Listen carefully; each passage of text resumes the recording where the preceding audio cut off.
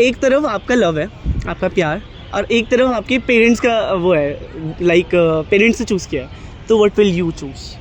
The thing is, I'll try to convince my parents if they are okay with that, and I'll give all my reasoning. If they are not okay, the point is, I'll try to understand why they are not okay, and I'll try to convince them if they will be okay with the girl whom I'm taking to be. But again, I won't do anything if they are not okay with my decision. Okay, मतलब प्यार नहीं parents For sure. What about you, ma'am? If I am sure about the guy तो मैं obviously convince करूँगी घर वालों को. अगर मैं खुद श्योर नहीं हूँ तो फिर मैं ऑब्वियसली नहीं बोलूँगी उनको. बट अगर आप श्योर हो बट यार पेरेंट्स ना माने तो फिर पेरेंट्स पे डिसीजन है. बट आई एम श्योर कि वो मान जाएंगे क्योंकि मेरी खुशी में उनकी खुशी है. Wow, nice answer. What about you, ma'am?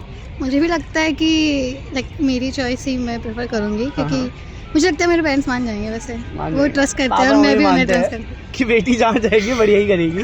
Trust है वो. Great great great.